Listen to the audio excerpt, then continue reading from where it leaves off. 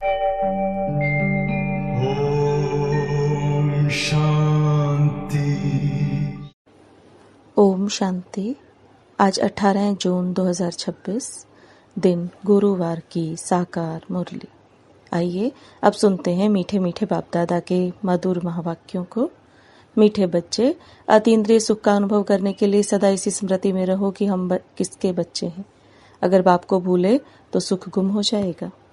प्रश्न, बाप के मिलने की स्थायी खुशी किन बच्चों को रहती है? उत्तर, जिन बच्चों ने एक से अपने सर्व संबंध जोड़े हैं, जो एक बाप की याद में रहने की ही मेहनत करते हैं, किसी देहधारी को याद नहीं करते, उन्हें ही स्थायी खुशी रहती है।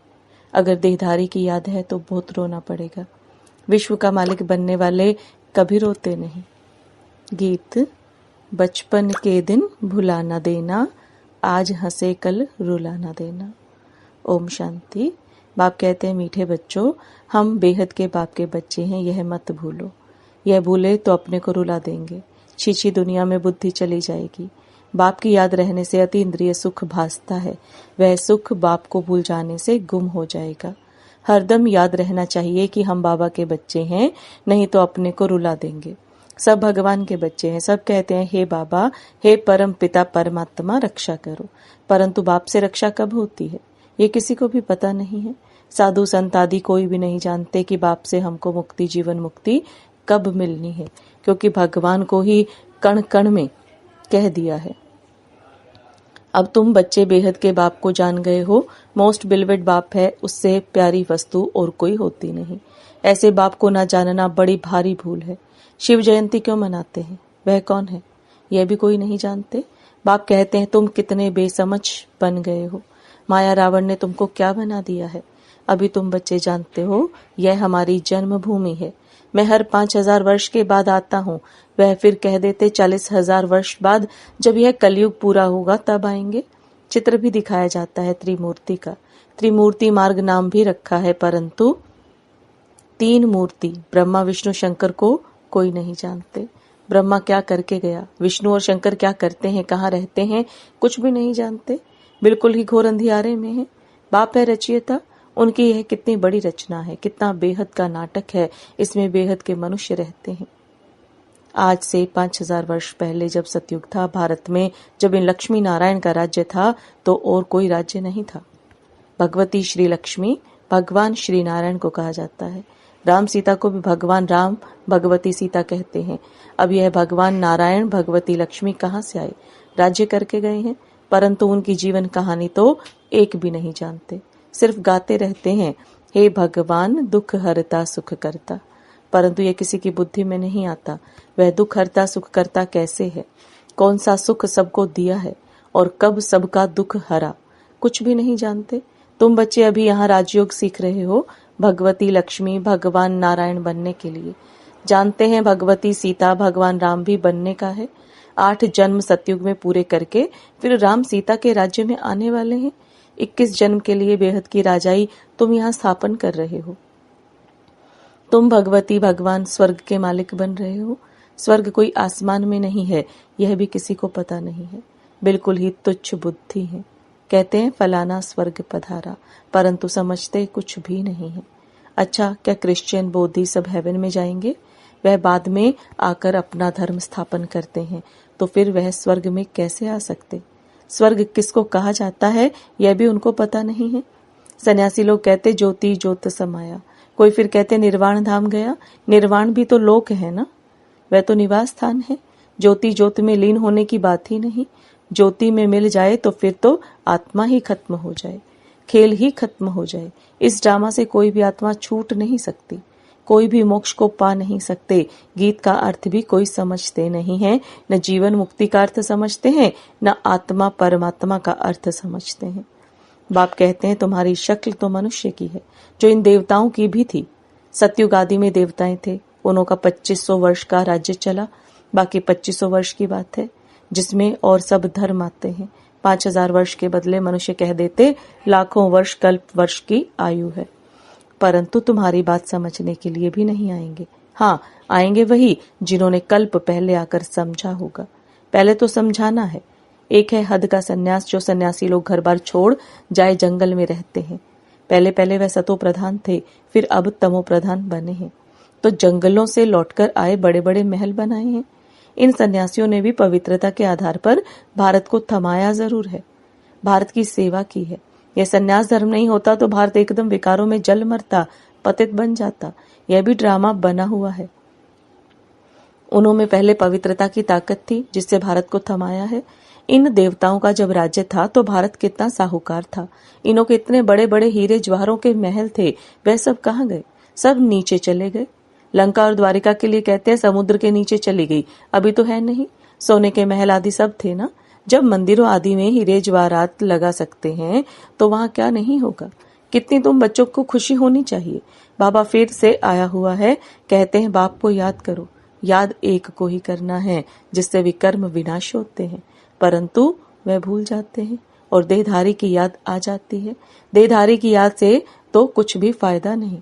बाप कहते हैं माँ में कम याद करो, किसी भी देहधारी को याद नहीं करो। अम्मा मरे तो भी हलवा खाना। एक बाप की याद से ही कमाई है। हम शिव बाबा के बच्चे हैं, उनसे वर्षा लेना है। इस समय बाप को याद नहीं किया तो फिर बहुत पछताना पड़ेगा, रोना पड़ेगा। विश्व के मालिक बनने वालों को रोने की क्या दरकार है? तुम बाप को भूलते हो तभी माया थप्पड़ लगाती है। इसलिए बाबा बार बार समझाते हैं कि बाप को और वर्षे को याद करो। अमरनाथ ने अमरपुरी में एक पार्वती को तो बैठ अमर कथा नहीं सुनाई होगी? जरूर बहुत होंगे। जो भी मनुष्य मात्र हैं सबको बाप समझाते हैं कि अब पतित मत बनो, यह अंतिम जन्म पवित्र बनो। वहां स्वर्ग में कोई विकार नहीं होते। अगर वहां भी विकार होता तो फिर स्वर्ग और नर्क में फर्क क्या हुआ? देवी देवताओं की महिमा गाते हैं। सर्वगुण संपन्न, 16 कला संपूर्ण भगवान आकर भगवान भगवती ही बनाएंगे। सिवाय भगवान के कोई बना ना सके।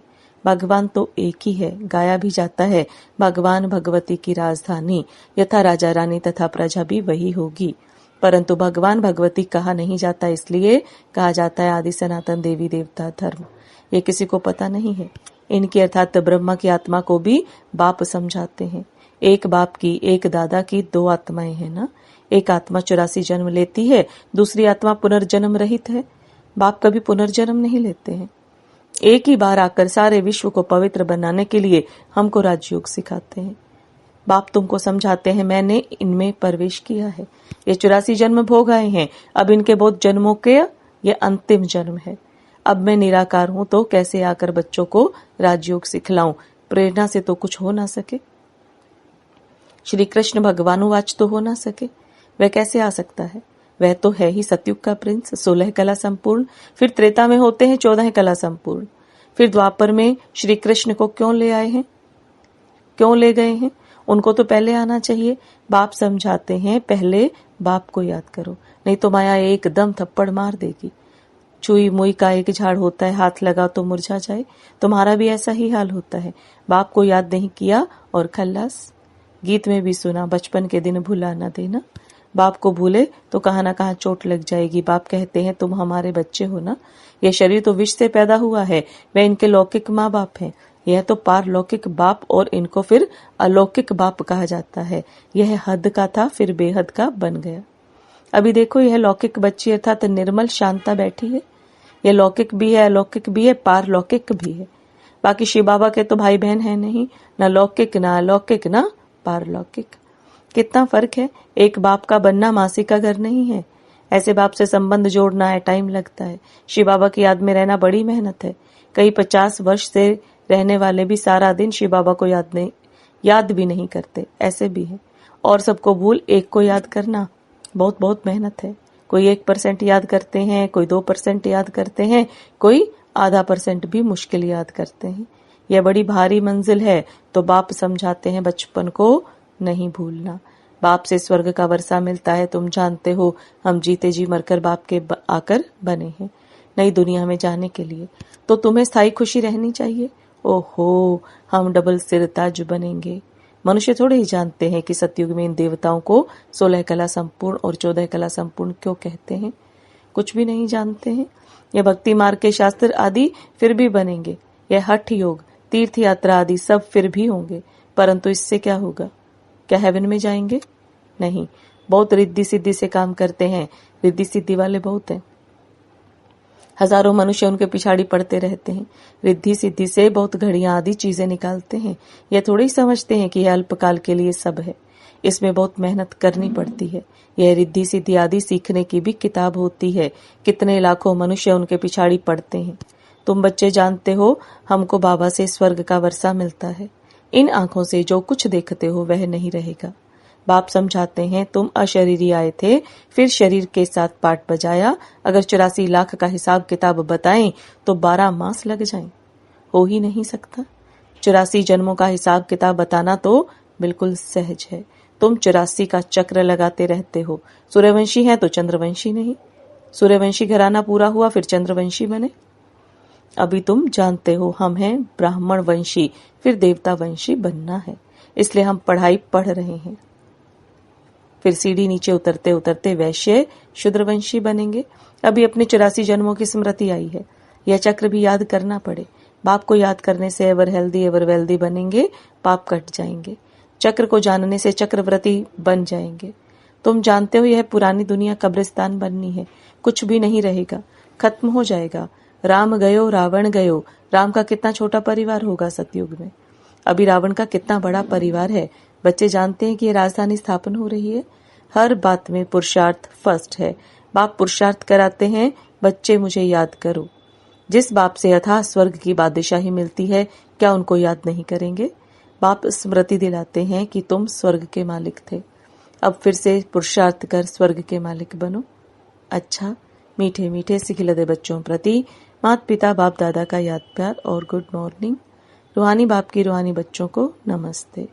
रूहानी बच्चों की रूहानी बाप दादा को याद प्यार, गुड मॉर्निंग और नमस्ते।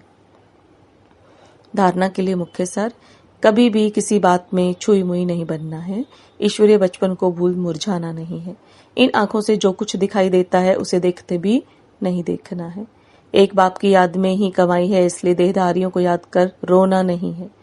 बाप और वर्षे को याद कर विश्व की बादशाही लेनी है। वरदान, श्रेष्ठ मत के आधार पर मायावी संग दोष से परे रहने वाले शक्ति स्वरूप भव। श्रेष्ठ मत के आधार पर मायावी संग दोष से परे रहने वाले शक्ति स्वरूप भव। अब बाप दादा के वरदान को विस्तार में समझेंगे। बच्चों की एक कंप्लेंट रहती है कि संबंधी नहीं सुनते, संग अच्छा नहीं है, इस कारण शक्तिशाली नहीं बन सकते। लेकिन श्रेष्ठ मत के आधार पर ज्ञान स्वरूप शक्ति स्वरूप के वरदानी बन अपनी स्थिति को अचल बनाओ। साक्षी होकर हर एक का पाठ देखो। अपने सतोगुणी पाठ में स्थित रहो। सदा बाप के संग में रहो तो तमोगुणी आत्मा के संग के रंग का प्रभाव पड़ नहीं सकता। स्लोगन, कर्मयोगी वह है जो कर्म के कल्प वृक्ष की डाली पर बैठ कर्म करते भी उपराम स्थिति में रहे। कर्मयोगी वह है जो कर्म के कल्प वृक्ष की डाली पर बैठ कर्म करते भी उपराम स्थिति में रहे। ये अव्यक्त इशारे। सदा हर्षित रहने के लिए अपनी नेचर को सरल बनाओ, सहनशील बनो। जैसे काई की विशेष नेचर होती है, उस नेचर के वश न चाहते भी चलते रहते हैं। कहते हैं चाहती नहीं हूं लेकिन मेरी यह नेचर है। ऐसे आप बच्चों की सरल नेचर हो, जो सबको अनुभव हो कि यह सहज योगी स्वतः योगी है। क्या करूं, कैसे योग लगाऊं, यह बातें खत्म हैं ही सदा सहयोगी अर्थात योगी।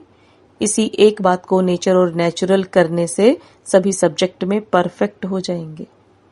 ओम शांति। Om Shanti.